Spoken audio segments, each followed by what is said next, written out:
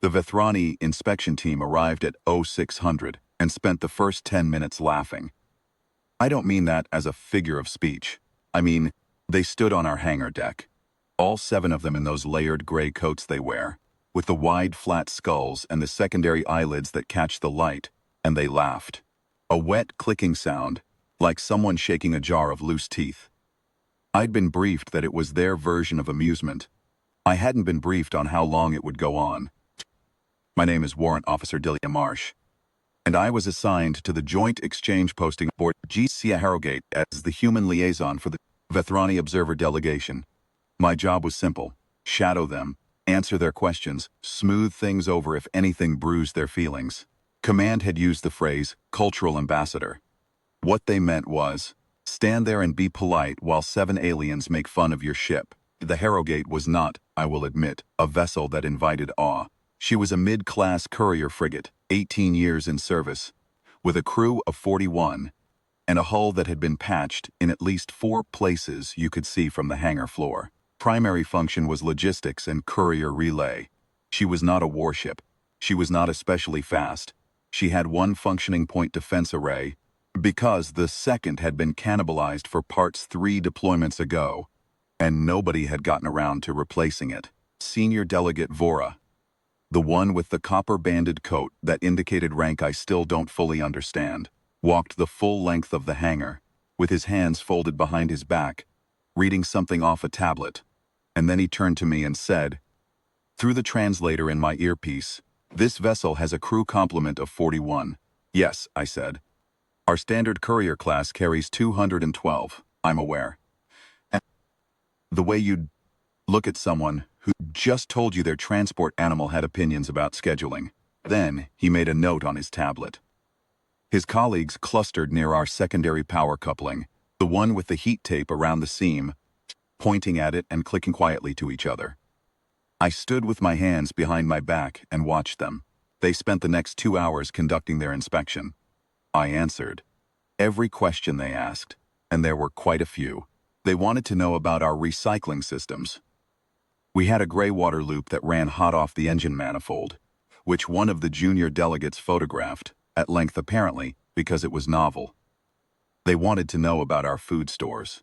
I told them we carried standard field rations, plus a 6-week supplemental of preserved goods. They clicked again.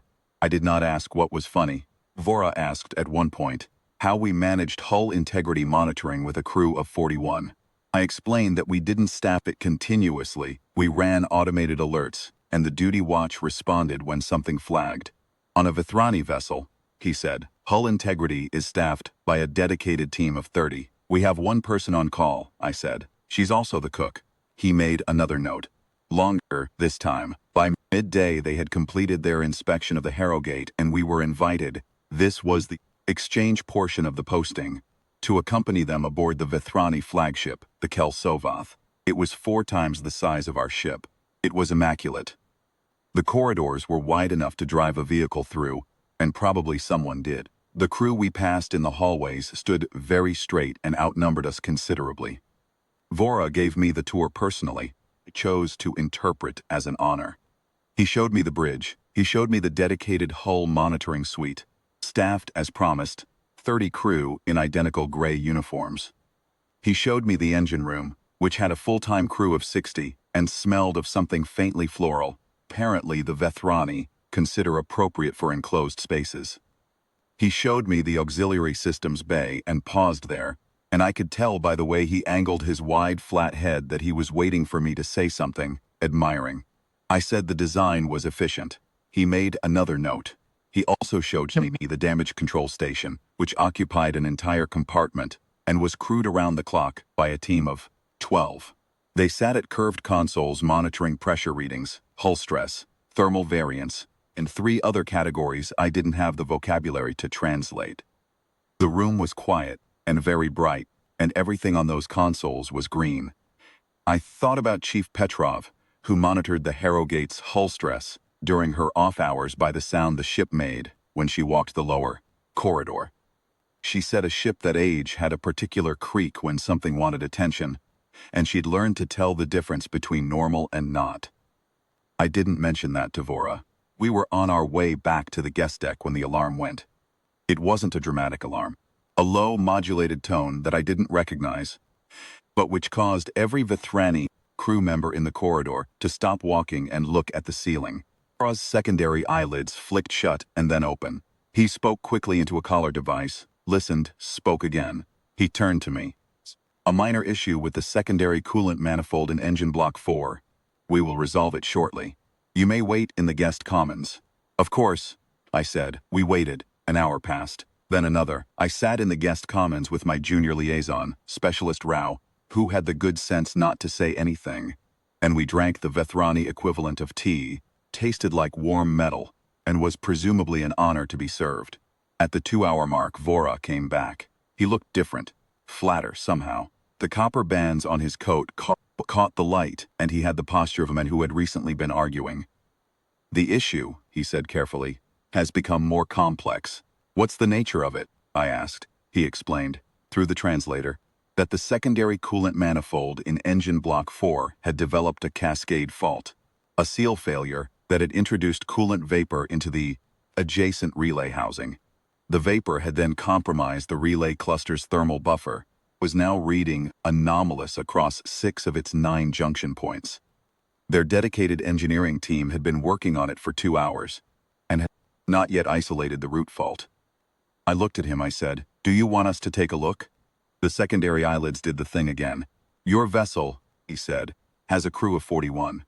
Yes, our engineering section alone has. 230, I think you said earlier.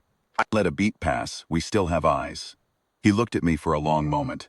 Then he made a note on his tablet, a short one this time. He brought us to engine block 4. Chief Engineer Yusra Petrov took one look at the relay housing and asked for a light. Crew member provided a Vethrani work lamp, which was large and required 2 hands. Petrov ignored it and used the light on her personal comm unit. She crouched down, looked for about 45 seconds, stood up and said to me, "The vapor's gotten into the secondary bus, and it's fooling the diagnostic reader into chasing ghosts. The actual fault is the primary seal on junction 3. It's a thermal weld failure. Probably been slow leaking for days." She said this in the same tone she used to tell me my coffee was ready. I relayed it through my earpiece translator to Vora, who relayed it to his engineering lead, who went to junction 3, looked at it, and came back with an expression I had not previously seen on a Vethrani face. Petrov fixed it in 40 minutes using a thermal quell kit from the emergency kit she'd brought along without being asked. She had a small bead of sweat on her upper lip by the end, and she wiped it on her sleeve. That was the most dramatic thing that happened. Vora watched the entire process from approximately 3 meters away. He did not make any notes. When it was done, and his engineering team had confirmed the fault cleared and the relay cluster reading nominal across all 9 points, he turned to me and was quiet for a moment. "Your engineer," he said, "she has done this before. She's been doing this for about 15 years, I said, "on vessels like the Harrogate." "Vessels like the Harrogate are where you learn it," I said. "When you don't have 30 specialists and a dedicated thermal suite, you learn to read the actual fault instead of reading the diagnostic." He looked at me. Then he looked at Petrov, who was repacking her kit with the focused efficiency of someone thinking about dinner. "I see," he said. He filed his inspection report 6 days later. I wasn't copied on it, but our fleet liaison sent me a summary. The section on human crew capability had been revised upward from the draft version. The section on the Harrogate's hull patching practices, which they had spent some time photographing on day 1, had also been revised from a notation of substandard maintenance to adaptive field repair methodology. The food stores section still called our rations adequate. I thought that was fair.